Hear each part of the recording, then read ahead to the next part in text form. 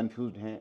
जो बच्चे आते हैं कॉलेज से उठकर, उनका कोई भी बेसिक तैयार नहीं होता, सीधा उनको किसी भी क्लास में बैठा दिया जाता है। मेरे लिए नई चुनौती इस नए समय में ये है शुभम, कि हम लोगों को बच्चों को ये एक्स्ट्रा कॉन्फिडेंस दिलवाना पड़ता है कि तुम्हारा होगा, क्योंकि उनका कहीं न कहीं वो ऊर्जा लेवल दब के रह गया है।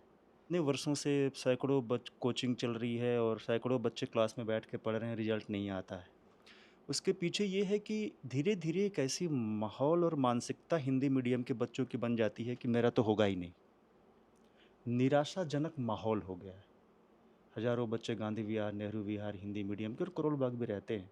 लेकिन वो ऊर्जा नहीं है, वो सोच नहीं है कि मेरा शायद होगा।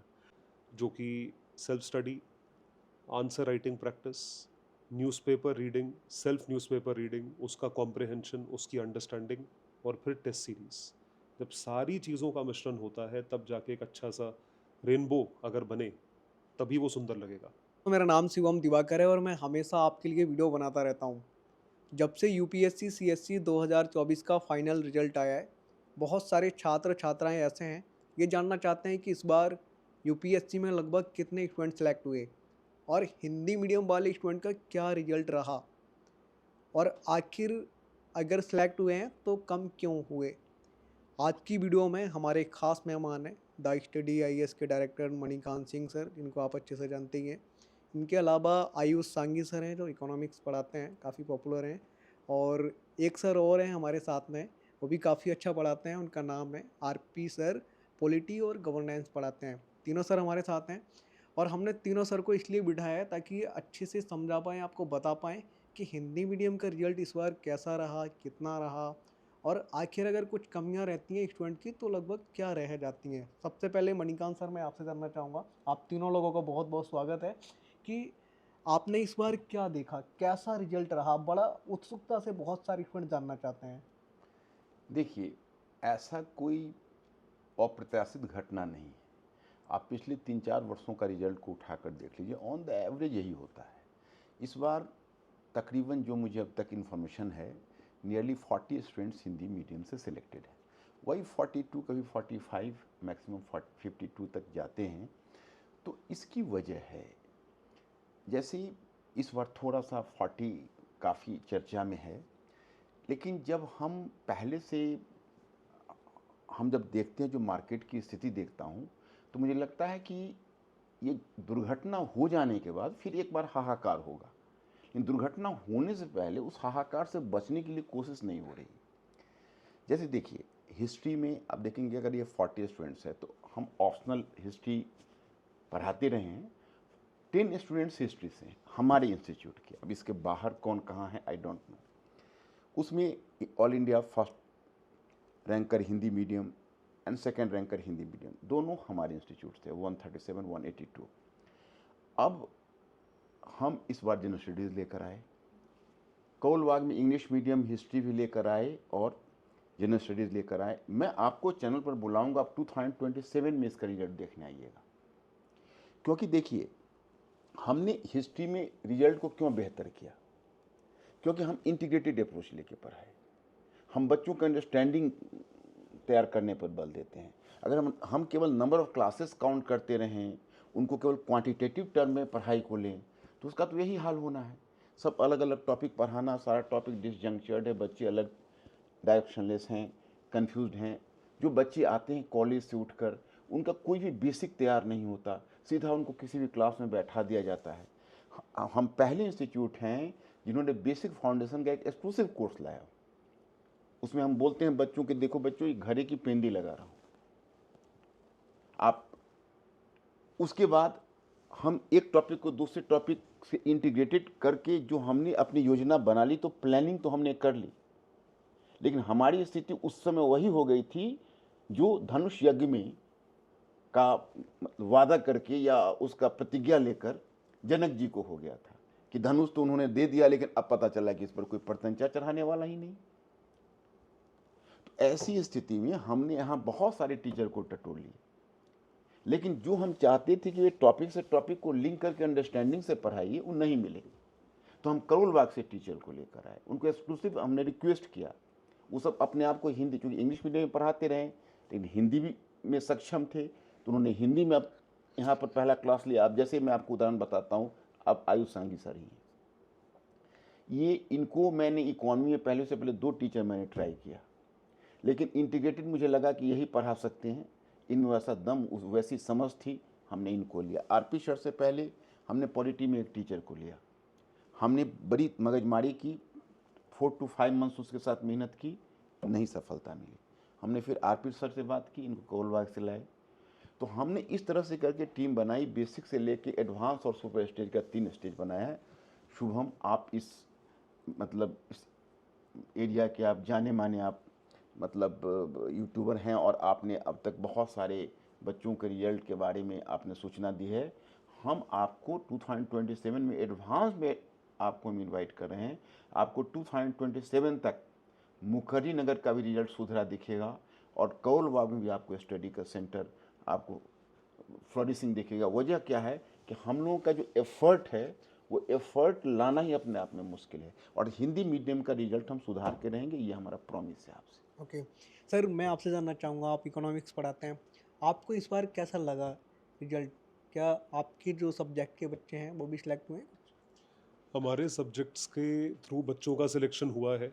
जनरल स्टडीज़ में स्टूडेंट्स का सिलेक्शन पता चलता है उनके परफॉर्मेंस, जो कि एक सब्जेक्ट में कई सारे सब्जेक्ट्स के साथ कोऑर्डिनेटेड फाइनल सिलेक्शन में। तो जब हम इस चीज़ को मान लीजिए जैसे हमने अपने सब्जेक्ट में मेहनत करी, तो हमारे साथ जब पूरी टीम मिलकर मेहनत करती है तभी जाकर रिजल्ट आ सकता है। जैसे सर ने बोला कि एक जब जो कोऑर्डिनेटेड अप्रोच है वो सिर्फ एक सब्जेक्ट से नहीं होती, वो पूरी टीम से होती है, और हमारी टीम इतनी सक्षम है कि वो उस रिज़ल्ट लाने के काबिल है, जिसकी वजह से हमें इस साल भी रिज़ल्ट देखने को मिला, और भगवान ने चाहा तो आने वाले सालों में भी इससे बेटर ही रिज़ल्ट होगा। लगभग 2 टॉपर हिंदी मीडियम को जो इस बार रहे हैं वो आपके यहाँ से भी निकले हैं।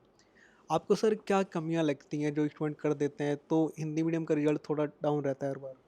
सबसे पहले तो गाइडेंस में कमी है। मैं दूसरों की कमी निकालने से पहले अपने अंदर कमी निकालने की कोशिश करूँगा, जिसमें मैं भी इंक्लूडेड हूँ। तो हम कॉन्स्टेंटली अपने आप को इनोवेट नहीं करते हैं। एग्ज़ाम की डिमांड के हिसाब से हम अपने आप को प्रिपेयर नहीं कर पाते हैं कि हम स्टूडेंट को उस तरीके से गाइड करें जिस नेचर का एग्ज़ाम जो एग्ज़ाम चाहता है। मतलब अगर एग्ज़ाम की डिमांड ये है तो टीचर यहाँ पे है। अब जो जिस टीचर ने अपने आप को डेवलप करा होगा 5 साल 10 साल पहले, वो वही नॉलेज दिए जा रहे हैं, लेकिन एग्ज़ाम डायनामिक है। तो जब तक आप डायनामिसिटी को, सबसे पहले टीचर्स के लिए डायनामिसिटी को नहीं अडॉप्ट करेंगे, तब तक आप स्टूडेंट के साथ जस्टिस नहीं कर पाएंगे। तो पहले तो टीचर्स में चेंज आना होगा, उनकी गाइडेंस की स्ट्रैटेजी में, अप्रोच में चेंज आना होगा, तब जाके हम स्टूडेंट्स को गाइड अच्छे से कर पाएंगे। और जहाँ तक स्टूडेंट्स की बात रही, तो स्टूडेंट्स को भी ताली एक हाथ से नहीं बजती है, स्टूडेंट्स को भी मेहनत टीचर्स से ज़्यादा करनी पड़ती है।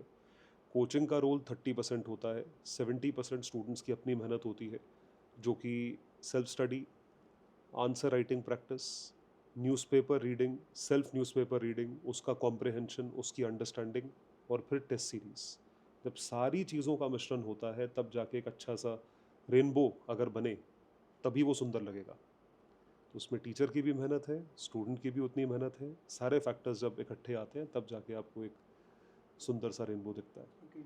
आप जानना चाहेंगे आरपी सर से, क्योंकि ये पॉलिटी और गवर्नेंस काफ़ी मस्त पढ़ाते हैं, ऐसा बहुत सारे स्टूडेंट बोलते हैं। सर, मैं आपसे जानना चाहूँगा क्या वजह रहती है कि हिंदी मीडियम का रिजल्ट जो है हर वर्ष थोड़ा सा कम रहता है? माइक ले लीजिए आप। हाँ, शुभम, यार देखो, यूट्यूब चैनल के माध्यम से ना हम लोग बच्चों तक पहुंच सकते हैं, और तुम आज आए बात कर रहे हो तो मेरा भी बड़ा अंदर से है कि we should communicate with the kids. अब देखो, उसमें 2-3 बातें मैं 2-3 पॉइंट वाइज डिलीवरेबल्स के फॉर्म में बोलूँगा कि देखिए, इतने वर्षों से सैकड़ों कोचिंग चल रही है और सैकड़ों बच्चे क्लास में बैठ के पढ़ रहे हैं, रिजल्ट नहीं आता है। उसके पीछे ये है कि धीरे धीरे एक ऐसी माहौल और मानसिकता हिंदी मीडियम के बच्चों की बन जाती है कि मेरा तो होगा ही नहीं। निराशाजनक माहौल हो गया है। हजारों बच्चे गांधी विहार, नेहरू विहार, हिंदी मीडियम के और करोल बाग भी रहते हैं, लेकिन वो ऊर्जा नहीं है, वो सोच नहीं है कि मेरा शायद होगा। इतना डाउट है, सेल्फ डाउट, क्योंकि भरोसा नहीं है, रिजल्ट दिख नहीं रहा है। क्लास क्लास एक एक साल क्लास करने के बाद सर बेटर इतना एग्जाम्पल बताते हैं कि एक एक साल क्लास करने के बाद बच्चे बेसिक कुछ सवालों का जवाब नहीं दे पाते। इंटीग्रेटेड अप्रोच और कोऑर्डिनेटेड और एनालिटिकल वैल्यू तो दूर की बात है। इसलिए कि जैसे सर ने बताया एक बहुत अच्छी बात कि अगर आप पारंपरिक नॉलेज लेके बच्चों को पढ़ाएंगे या और बच्चों को ये शायद गलतफहमी उसके दिमाग में डाल देंगे कि बेटा इतने से ही तुम्हारा हो जाएगा, खुद को चुनौती टीचर नहीं देगा, बच्चों को चुनौती नहीं देगा कि एग्ज़ाम परिवर्तित हो रहा है, समय परिवर्तित हो रहा है, बातें परिवर्तित हो रहा है, मूल्यांकन का तरीका बदलना चाहिए। अब जब कोई भी एक सुप्रीम कोर्ट का जजमेंट आता है तो हमारा जो पिछले साल का किसी प्रश्न का उत्तर का मूल्यांकन होगा वो इस निर्णय से इस साल बदल जाएगा। तो हम कब तक पिछले साल वाला निर्णय लेके चलते रहेंगे कि अच्छा इसका ये लिखना है? नहीं लिख सकते, क्योंकि अब नई बातें आ गई हैं। अब टीचर अगर बच्चों से बताने में डरेगा, अच्छा डरने के पीछे रीज़न ये है कि खुद नहीं पढ़ेंगे तो बताएंगे कैसे? अब बच्चों तक पूरी सूचना नहीं देंगे तो मेरा भी काम आसान है, लेकिन बच्चों के लिए तो ठीक नहीं हुआ है। तो हम लोग मिलजुल के ये करते हैं, एक नई सोच के साथ मणिकांत सर के जो नेतृत्व में ये सारा काम हो रहा है। इंटीग्रेटेड अप्रोच जो है वो सिर्फ ये नहीं है कि सारे सब्जेक्ट एक दूसरे से लिंक करके हम लोग दिखाना चाहते हैं। इस एग्ज़ाम की रिक्वायरमेंट क्या है, क्योंकि किसी सेक्शन की आवश्यकता पीटी में ज़्यादा है, किसी की मेंस में ज़्यादा है ना, और क्वेश्चंस हर एक टॉपिक से अलग अलग तरीके से आते हैं।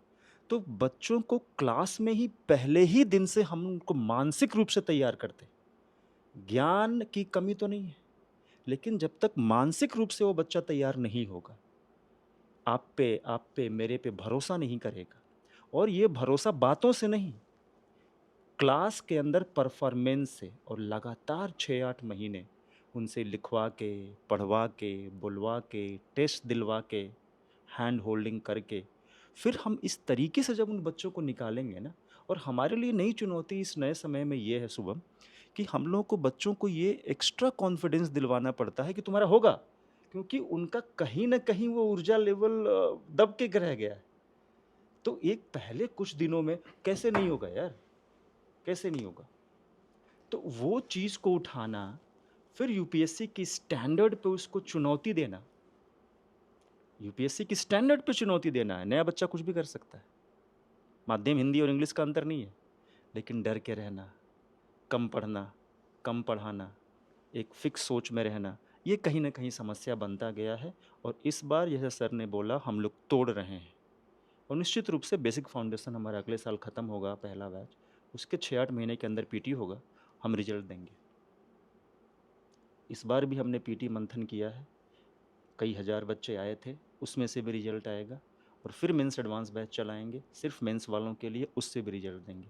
इसलिए नहीं, हमारा तरीका, जो ऊर्जा है, सोचने का तरीका है, सर का जो अपना फिलॉसफी है, वो फिट बैठता है, and we are working on that line. तो निश्चित रूप से हिंदी मीडियम की बेहतरी तो हम करेंगे, यही सोच के हमने ये सारा काम किया। ओके सर, आखिरी सवाल मेरा आपसे है मणिकांत सर।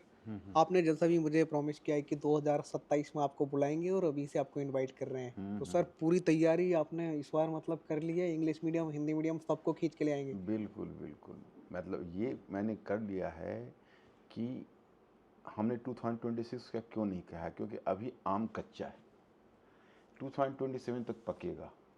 क्योंकि इसका कोर्स का एक खास ड्यूरेशन होता है, इसका खास एक जेस्टेशन पीरियड होता है। जैसे उसको कलर पकड़ने में थोड़ा टाइम लगता है। अगर हमने जैसे आप मान लीजिए सांगवी सर ने इकोनॉमी पढ़ा दिया, आरपी सर ने पॉलिटी पढ़ा दिया, हमने हिस्ट्री पढ़ा दिया, तो बच्चे एक बार में पढ़ भी लेते हैं, टेस्ट भी देते हैं, उसके बाद उसको फिर डाइजेस्ट करके, जैसे अभी इन्होंने कहा सांगी सर ने कि बच्चे जब तक खुद का एफर्ट नहीं लगाएंगे, जब तक खुद उसे नहीं, हम लोग तब तक क्या करेंगे, उनको इंगेज रखेंगे, मोटिवेटेड रखेंगे, करंट से जोड़ा रखेंगे, है ना।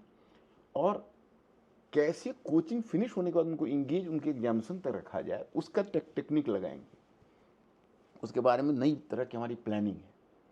तो उससे क्या होगा कि वो बच्चे इंगेज रहेंगे और जो डाइजेस्ट करेंगे वो एग्जामिनेशन हॉल के आंसर में निकल जाए। सर आखिरी सवाल मेरा आपसे अभी ये है, इस बार जिन स्टूडेंट का कुछ मार्क्स से नहीं हुआ वो काफ़ी डिमोटिवेट होंगे, निराश होंगे, आप आखिरी में उनको क्या संदेश, क्या मैसेज हम दे यही सकते हैं? उनको मैसेज देना चाहेंगे कि हम लोग उनके साथ हैं।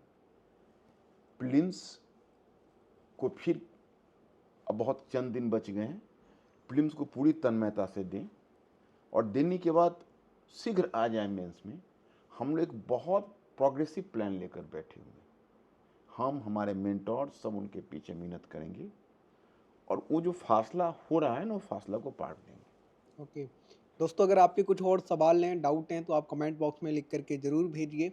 मिलते हैं आपसे किसी और वीडियो में। आप कमेंट बॉक्स में लिखना ज़रूर, ताकि हम सर से और सर की टीम से नेक्स्ट टाइम ज़रूर पूछ पाएँ। मिलते हैं आपसे किसी और वीडियो में। आज की वीडियो में इतना ही।